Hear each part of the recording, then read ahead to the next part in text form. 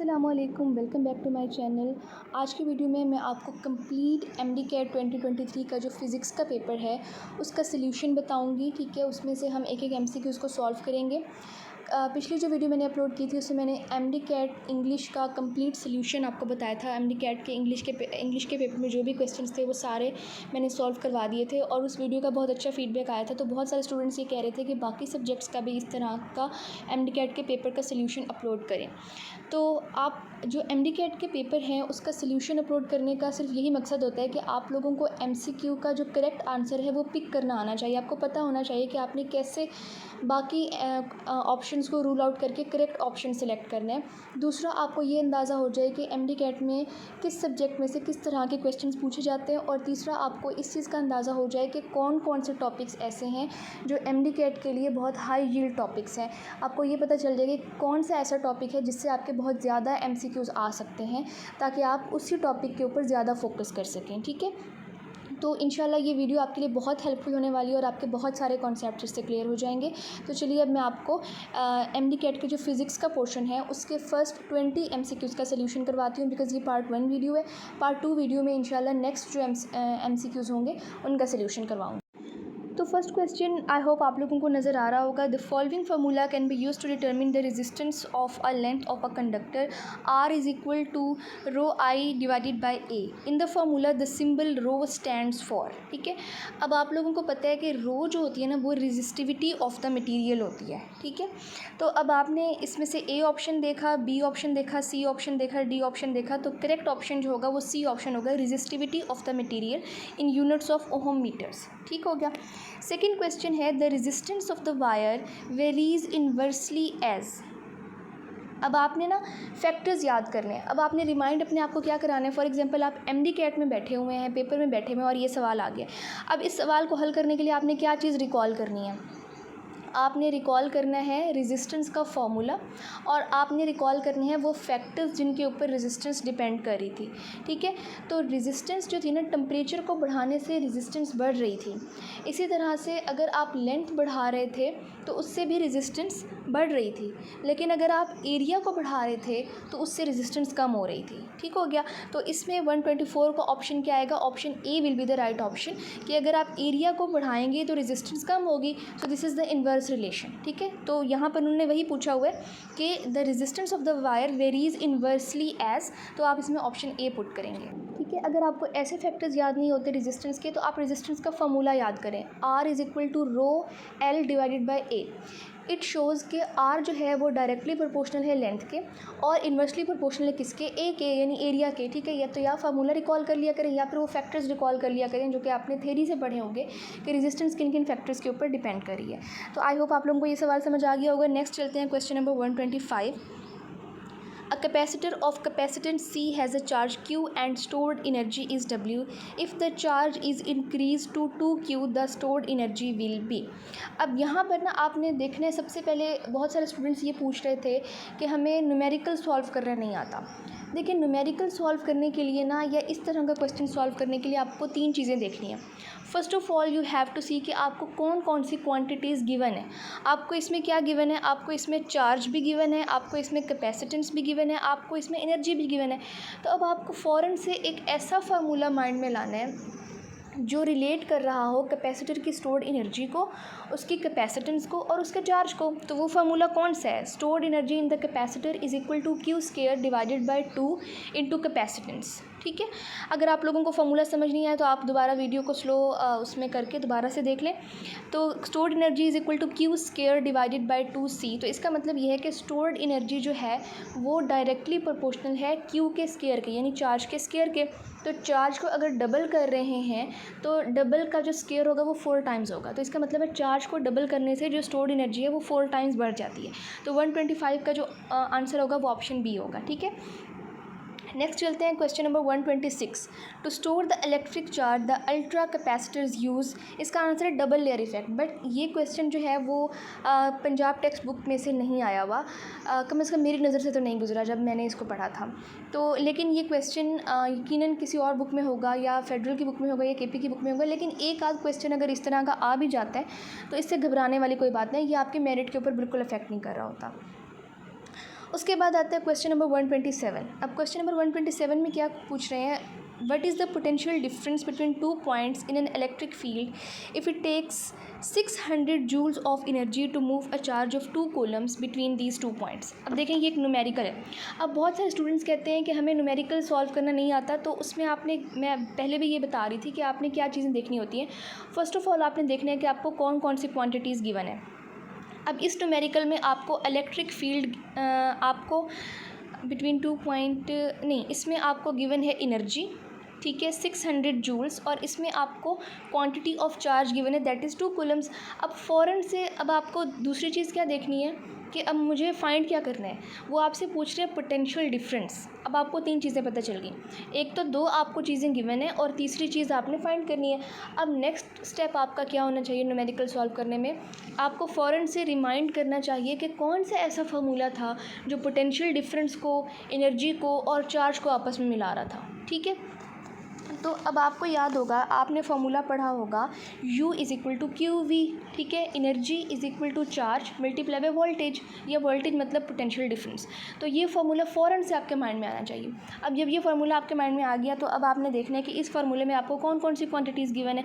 आपको एनर्जी भी गिवन है, आपको चार्ज भी गिवन है। आपने फाइंड क्या करना है, पोटेंशियल डिफरेंस। पोटेंशियल डिफरेंस को आपने एक साइड पर रखना है, उधर से आपने एनर्जी और चार्ज को डिवाइड कर देना है। जब आप 600 को डिवाइड करेंगे 2 के ऊपर तो आपका आंसर आएगा 300।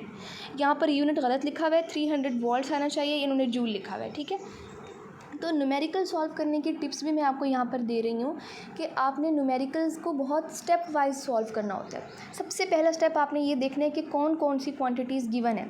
सेकंड स्टेप आपने ये देखना है कि आपको अब फाइंड क्या करना है। तीसरा स्टेप आपने फ़ौरन से अपने माइंड में वो फार्मूला रिकॉल करना है जिसके अंदर वो सारी क्वान्टिटीज़ आ रही हैं, ठीक है। जब फार्मूला भी पता चल गया फिर तो न्यूमेरिकल को सॉल्व करना कोई मुश्किल काम ही नहीं है। नेक्स्ट क्वेश्चन है, Gauss law can not be use to find which of the following quantity, नहीं सॉरी मैं 128 पढ़ रही हूँ। A charge particle moves in a uniform electric field between 2 oppositely charge parallel metal plates. To calculate the force acting on the particle due to the electric field which quantity is not required. अब देखें आपके पास ना सबसे पहले आपने formula recall करना है। अब आपको ना ये MCQs रीड करके फार्मूले की इंपॉर्टेंस पता चल रही होगी। दैट्स वाई मैं बार बार अपनी वीडियोस में कहती हूँ कि प्लीज़ फार्मूला शीट बनाएं और फार्मूले बिल्कुल रट लें आप लोग, आपके फिंगर टिप्स पे होने चाहिए। इतने ज़्यादा फार्मूलाज हैं कि आपको MDCAT वाले दिन रिटेन नहीं रहेंगे अगर आप बार बार उनको रिवाइज़ नहीं करेंगे। इन सारे क्वेश्चंस को रीड करके यकीनन आप लोगों को फार्मूला की इंपॉर्टेंस तो पता चल रही होगी, ठीक है। तो अब आपने ये देखना है कि इस क्वेश्चन में आपने force acting on the particle due to electric field, ठीक है, ये आपका जो टॉपिक है ना फिजिक्स की बुक में, force on a moving charge in a uniform electric field, ठीक है ना, F is equal to Q E, force is equal to charge multiply by electric field strength, ठीक है, ये वो वाला फार्मूला है।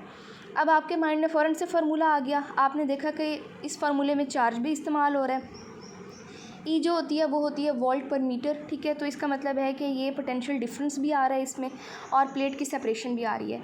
एक चीज़ जो इस्तेमाल नहीं हो रही इस फार्मूले में वो है पार्टिकल की स्पीड, ठीक है। पार्टिकल के ऊपर फोर्स फाइंड करने के लिए हमें पार्टिकल की स्पीड फाइंड करने की कोई ज़रूरत नहीं है, ठीक हो गया। तो 128 का option B will be the right option. उसके बाद 129 है, Gauss law can not be use to find which of the following quantity. अच्छा ये थोड़ा सा कॉन्सेप्चुअल क्वेश्चन है बिकॉज गॉस लॉ का जो फार्मूला अगर आप देखें तो उसमें इलेक्ट्रिक फील्ड इंटेंसिटी भी आ रही होती है, उसमें चार्ज भी आ रहा होता है, उसमें परमिटिविटी भी आ रही होती है। लेकिन जो इस क्वेश्चन का आंसर है डेल्टा परमिटिविटी। उसकी रीज़न ये है कि permittivity is a constant quantity, ठीक है ना, ये मटेरियल के ऊपर डिपेंड कर रही होती है। इसको आप गॉस लॉ के थ्रू फाइंड नहीं करते हैं, ठीक है। ये एक कांस्टेंट क्वांटिटी है, एक यूनिवर्सल कांस्टेंट है, ठीक हो गया। हर मटेरियल की अपनी एक परमिटिविटी होती है, ये गॉस लॉ के ऊपर डिपेंड नहीं करती, ना ही आप इसको गॉस लॉ के थ्रू फाइंड कर सकते हैं। अच्छा उसके बाद आता है electric field intensity inside a hollow charge sphere is. इसका आंसर तो बी है 0। ये आपकी बुक की लाइन है और ये बुक की लाइन आपने ये जो इस तरह की इंपॉर्टेंट लाइंस होती हैं ये तो आपने रट लेनी है, ठीक है। हाइलाइटर लें या फिर आप इन पॉइंट्स को एक रजिस्टर के ऊपर नोट कर लें। लेकिन मैंने आप लोगों को जब फिज़िक्स की गाइडलाइंस दी थी MDCAT की तो मैंने आप लोगों को बताया था कि फ़िज़िक्स के लिए जब स्टूडेंट्स तैयारी करते हैं तो सिर्फ न्यूमेरिकल्स पे फोकस करते हैं, सिर्फ फार्मूलाज याद करते हैं। हालांकि थ्योरी भी उतनी ही इंपॉर्टेंट है जितने के न्यूमेरिकल्स इंपॉर्टेंट हैं।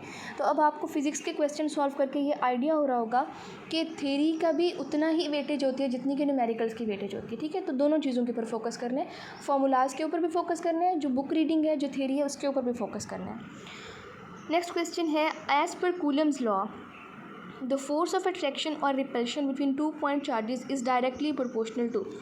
बहुत ही आसान क्वेश्चन है। ठीक है, कूलम्स लॉ आपने रिकॉल करना है, F=K Q1 Q2/d², यानी कि product of charge 1 and charge 2। Force is directly proportional to the product of the magnitude of the charges. 131 का चार्ली ऑप्शन। बहुत ही आसान सा सवाल था। 132 क्वेश्चन है, for an ideal gas equation PV=nRT the dimensions of the real gas constant are.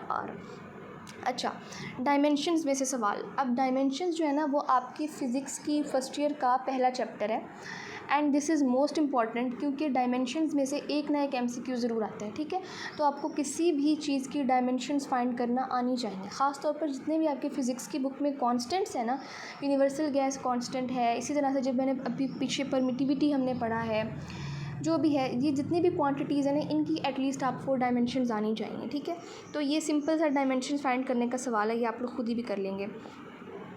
Next question number 133।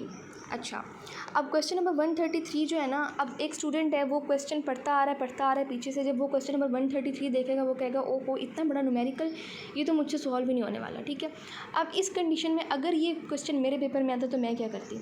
अब मैं ये देखती हूँ कि 133 के आगे 134, 135, 136 रिलेटिवली आसान सवाल लग रहे हैं, तो मैं क्या करूँगी, 133 को छोड़ दूँगी और पहले मैं 134, 135 वाले सारे क्वेश्चन कर लूँगी।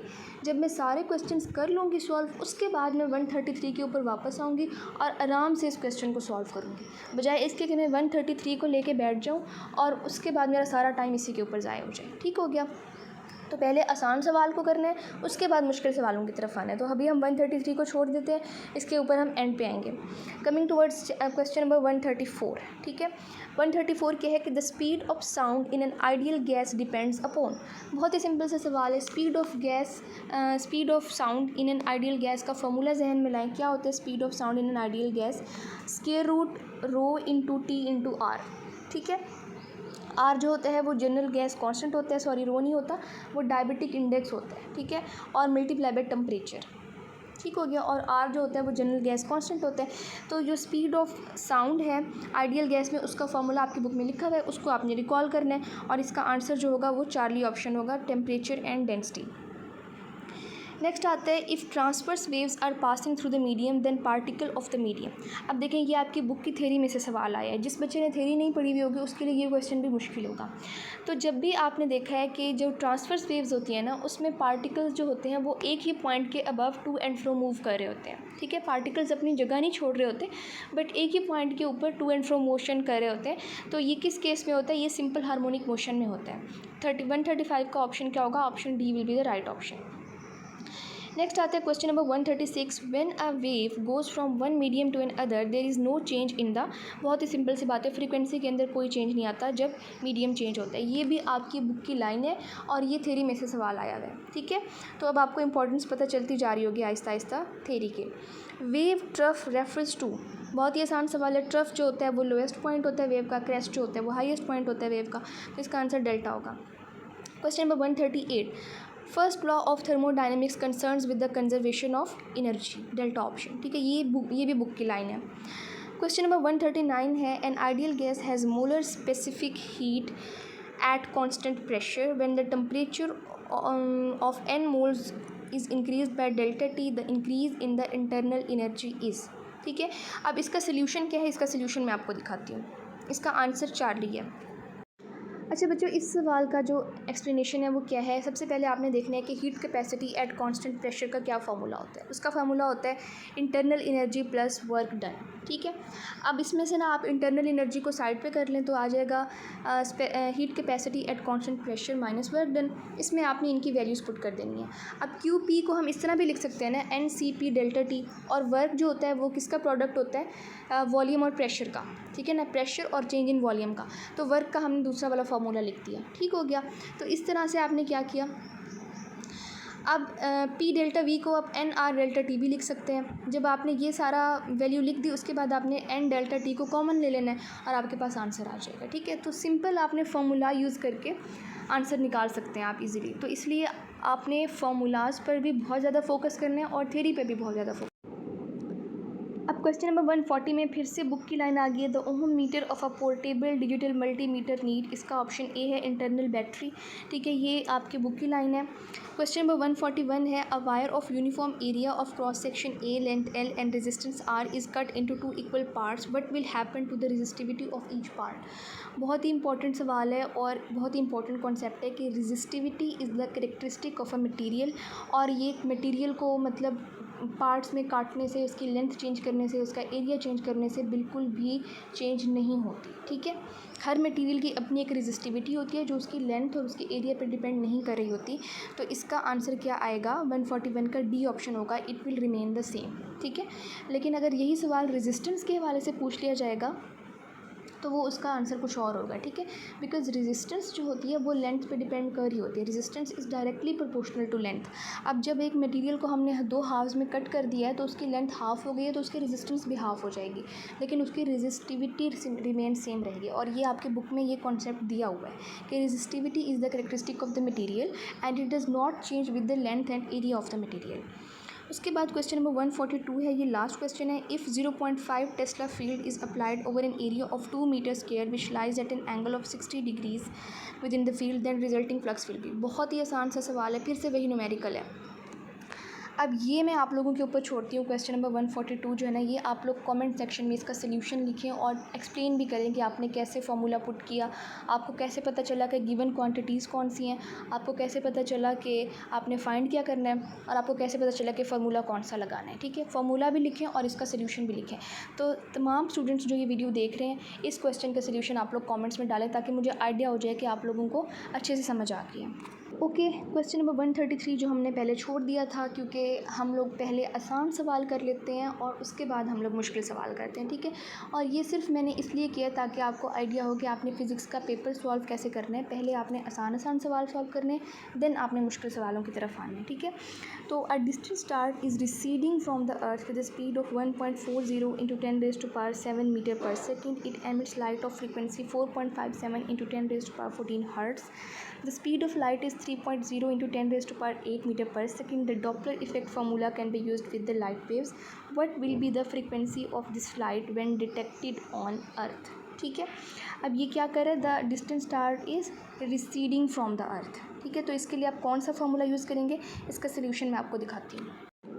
ठीक है, तो अब क्वेश्चन नंबर 133 की एक्सप्लेनेशन आप देख सकते हैं। The Doppler effect formula for light waves can be expressed as F is equal to, यहाँ पर F dash is the observed frequency. ठीक है, ऑब्जर्व्ड फ्रीक्वेंसी जो होती है is equal to frequency of the source into speed of light plus velocity जो कि observe करते हैं। V observed is the velocity of the observer and V source is the velocity of the source relative to the observer. ठीक है, ये formula आपकी book में लिखा हुआ है, आपने याद किया हुआ होगा। ये वाला फार्मूला इस क्वेश्चन में यूज़ होगा, जो कि क्वेश्चन में खुद ही गिवन था कि आपने ये फार्मूला यूज़ करना है। ठीक है, Doppler effect formula for light waves आपने यूज़ करना है। यहाँ तक तो उन्होंने आपकी मुश्किल आसान कर दी। अब जैसे मैंने आपको बताया कि न्यूमेरिकल आपने किस तरह सॉल्व करना होता है, पहले गिवन देखना होता है, फिर देखना होता है क्या चीज़ फाइंड करनी है, और फिर देखना होता है कि फार्मूला कौन सा यूज़ होगा। अब जो तीसरा स्टेप है ना, फार्मूला कौन सा यूज़ होगा, वो तो आपका मसला ही हल हो गया। ठीक है, फार्मूला पता चल गया। अब देखना है कि गिवन क्या क्या चीज़ है। अब यहाँ से आप लोग देख सकते हैं कि क्या क्या चीज़ गिवन है। अब जब आपको गिवन चीज़ें पता चल गई हैं, सिंपल आपने वो चीज़ें फार्मूला के अंदर पुट करनी है। कैलकुलेशंस आपको अभी मुश्किल लग रही होंगी, बट ये मुश्किल नहीं है। ठीक है, ये जो पावर होती हैं ये इजीली सॉल्व हो जाती हैं। तो इसको आपने रफ वर्क में कैलकुलेट, और कैलकुलेट करने के बाद जो आपके पास आंसर आता है वो आता है 4.37 इंटू 10⁻14 हर्ट्ज़। ठीक हो गया। तो जो बड़े न्यूमेरिकल्स होते हैं, जिनकी बड़ी स्टेटमेंट होती है, उससे आपने घबराना बिल्कुल नहीं है। सिंपल सा फार्मूला यूज़ हो रहा होता है और उसमें वैल्यूज़ पुट करनी होती हैं। तो आज हमने फ़िज़िक्स के MD-CAT के जो पेपर का सल्यूशन है उसका पार्ट 1 देखा है। पार्ट 2 की वीडियो भी इंशाल्लाह मैं जल्दी अपलोड कर दूँगी, और जो लास्ट क्वेश्चन मैंने करवाया है उसका सल्यूशन आपने कमेंट्स में ज़रूर लिखना है और उसकी एक्सप्लेनेशन भी आपने लिखनी है। ठीक है, आई होप कि ये वीडियो आपके लिए हेल्पफुल होगी। इसे अपने फ्रेंड्स के साथ भी शेयर कर दें। थैंक यू, अल्लाह हाफ़िज़।